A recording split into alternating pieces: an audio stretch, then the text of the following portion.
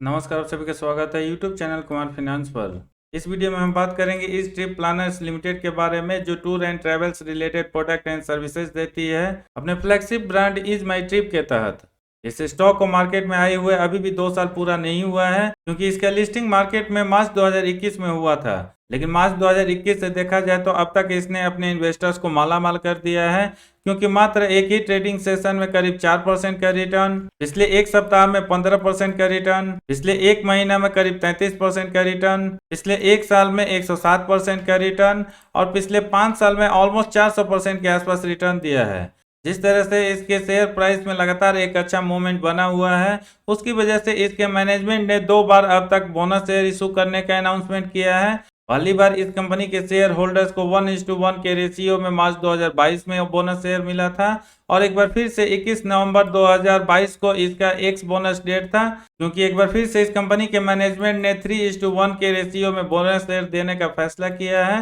और साथ ही इस स्टॉक को स्प्लिट करने का डिसीजन लिया है, जो 1:1 के ही रेशियो में होगा। यानी इस स्टॉक का फेस वैल्यू जो 2 रुपया हुआ करता था, स्प्लिट होने के बाद ये 1 रुपया हो जाएगा। शायद एक बार फिर से जो इसके इन्वेस्टर्स को बोनस शेयर इशू होने वाला है, उसकी वजह से इसके शेयर प्राइस में एक अच्छा मूवमेंट बना है पिछले 1-1.5 महीना में। लेकिन क्या किसी भी रिटेल निवेशक को अगर इसमें पहले से इन्वेस्टेड नहीं है, केवल बोनस पाने के लिए इस शेयर को अपने पोर्टफोलियो में ऐड करना चाहिए? प्रेजेंट टाइम में इसका फंडामेंटल कैसा है, ओवरऑल इसका फ्यूचर आउटलुक कैसा बन रहा है, और क्या बोनस के अलावा कुछ और भी ऐसा रीजन है जिसकी वजह से इस शेयर को अपने पोर्टफोलियो में ऐड करना चाहिए, ताकि किसी भी आम निवेशक को फ्यूचर में एक अच्छा रिटर्न मिल सके? ये पूरा डिटेल इस वीडियो में जाने उसके पहले मैं कहना चाहूंगा, अगर आप नए हैं इस चैनल पर या अब तक आपने इसको सब्सक्राइब नहीं किया है, चैनल को सब्सक्राइब करके बेल आइकन का बटन जरूर प्रेस करें, ताकि आने वाले फ्यूचर में हर वीडियो का नोटिफिकेशन आपको मिलती रहे। दोस्तों, सबसे पहले अगर हम इसके इन्वेस्टमेंट चेकलिस्ट पर नजर डालें तो intrinsic value, dividend returns, quality checks, growth score, 4 ऐसे पैरामीटर है जो ग्रे जोन में है इनसफिशिएंट डेटा की वजह से।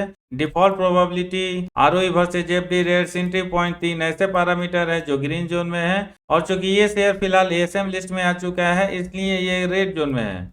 दोस्तों, इसके फंडामेंटल को समझने के लिए कुछ की मैट्रिक्स पर नजर डालें तो ये कंपनी स्मॉल कैप से बिलोंग करती है, और मार्केट कैप फिलहाल इसका 11,716 करोड़ का है। स्टॉक भी काफ़ी ज़्यादा आपको हाई देखने को मिलेगा, और ये 91.2 है। आरओसी और आरओई काफ़ी स्ट्रॉन्ग है, क्योंकि जिस सेक्टर से कंपनी आती है, न सिर्फ ये मार्केट लीडर है, बल्कि वहाँ पर बहुत ज़्यादा कंपटीशन किसी भी दूसरे या तीसरे प्लेयर से एटलीस्ट प्रेजेंट टाइम में इसको मिलता हुआ नहीं दिख रहा है। इसलिए आरओसी इसका 65.9% और आरओई 52.9% है। शेयर का करेंट मार्केट प्राइस जो 67 रुपये 40 पैसा है, अपने बुक वैल्यू 1 रुपया 75 पैसा के कंपैरिजन में 35 गुना ज़्यादा चल रहा है। इस कंपनी ने जो Q2 का अपना रिजल्ट प्रेजेंट किया था, sales growth point of view से तो काफ़ी अच्छा था, क्योंकि year on year quarter basis पर 84.21% का ग्रोथ होता है। लेकिन profit growth point of view से कमजोर माना जा सकता है, क्योंकि year on year quarter basis पर इसका प्रॉफिट ग्रोथ मात्र 12.28% आता है।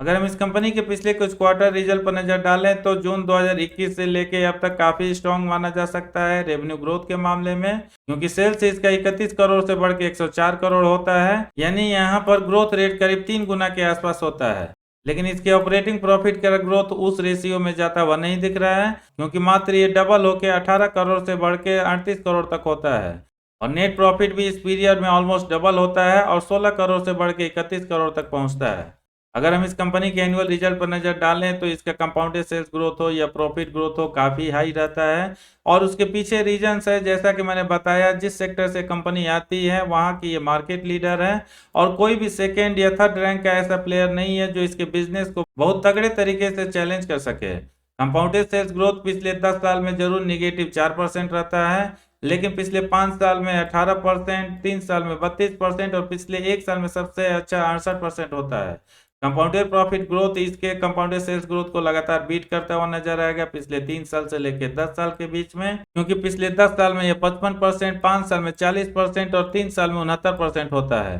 जरूर पिछले 1 साल में इसका कंपाउंडेड प्रॉफिट ग्रोथ थोड़ा सा डाउन हुआ है, और सेल्स ग्रोथ के कंपेरिजन में 50% से ज़्यादा कम होता है, और ये 33% रहता है। रिटर्न ऑन इक्विटी में भी आपको लगातार इंप्रूवमेंट आता हुआ दिखेगा, और ये पिछले 10 साल और 5 साल में जो 44-45% था, फाइनली पिछले 1 साल में 53% तक हो गया है।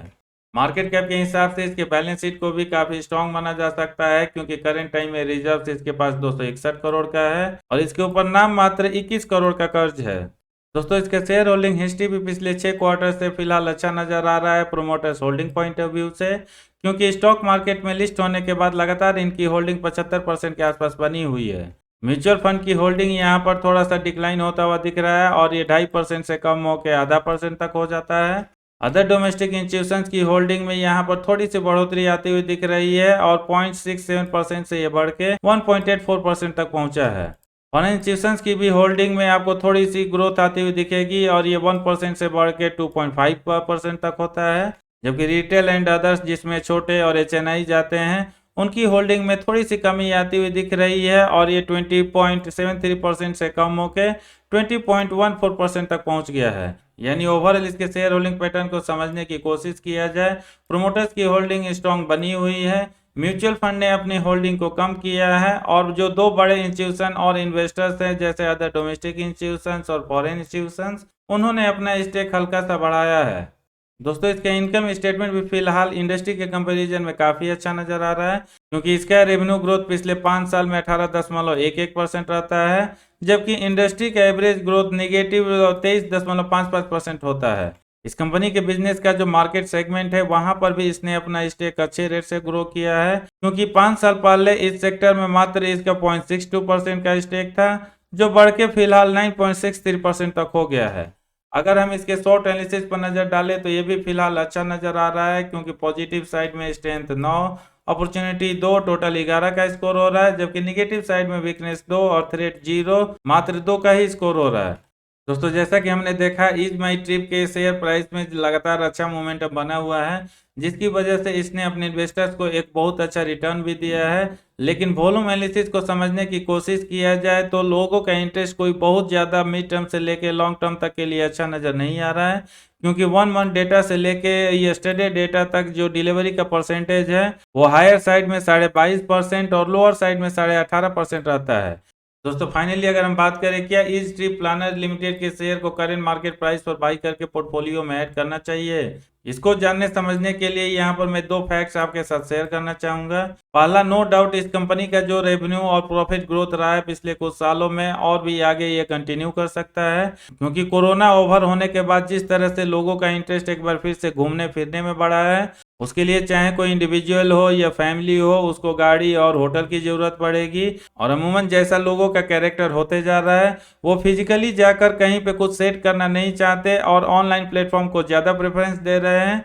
और चूंकि ऐसी ही नीड को इज माई ट्रिप यानी इजी ट्रिप प्लानर लिमिटेड जैसी कंपनी मार्केट में है, इसलिए इसका रेवेन्यू ग्रोथ हो या प्रॉफिट ग्रोथ हो आने वाले कुछ और सालों में अच्छे रेट से ग्रो कर सकता है। लेकिन अगर हम इसके दूसरे पॉइंट के बारे में बात करें जो मेरे अकॉर्डिंग निगेटिव है, अगर आपने किसी भी कंपनी के ट्रैक को देखा होगा, जब भी कोई कंपनी बोनस स्प्लिट लेकर मार्केट में आती है, केवल इसी रूमर के बेसिस पर उसके शेयर प्राइस में एक अच्छा मूवमेंट बनता है और जैसे ही स्प्लिट और बोनस शेयर लोगों के डीमैट अकाउंट में क्रेडिट होना स्टार्ट होता है, अक्सर हमें ऐसा देखने को मिलता है, लोग प्रॉफिट बुकिंग स्टार्ट कर देते हैं। स्पेशली जो बड़े इन्वेस्टर होते हैं उसके बाद से उस पर्टिकुलर कंपनी के शेयर प्राइस में एक अच्छा खासा डिक्लाइन होता है। अगर हम पास्ट में बात करें तो आप ऑन दी एक्साइड जो रिसेंट में ही बोनस शेयर मार्केट में लेकर आई थी उसका ट्रैक रिकॉर्ड देख सकते हैं। पीएसयू कंपनी IRCTC और IEX पर नजर डाला जा सकता है। जैसे ही कंपनीज के शेयर डीमेट अकाउंट में क्रेडिट हो गए, उसके बाद से एक जबरदस्त सेल अप आया और इन तीनों ही स्टॉक के प्राइसेज में 50% या इससे ज्यादा का करेक्शन आ गया।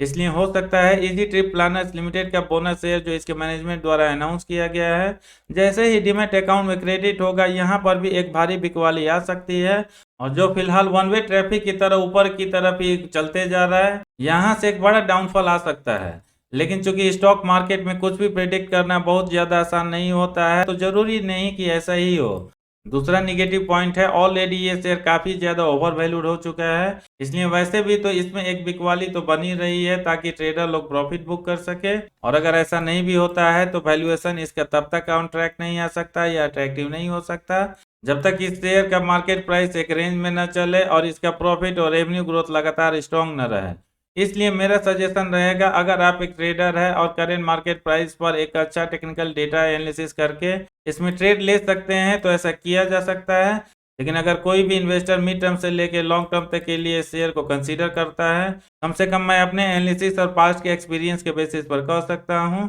ये किसी भी इन्वेस्टर को करंट मार्केट प्राइस पर नुकसानदायक हो सकता है। इस वीडियो में इतना ही है। कैसा लगा कमेंट करके जरूर बताएं। पसंद आए तो लाइक का बटन प्रेस करके अपने सर्किल में इसका लिंक उनके साथ जरूर शेयर करें जो easy trip planners limited share में इंटरेस्टेड है। पूरा वीडियो देखने के लिए धन्यवाद। जय हिंद।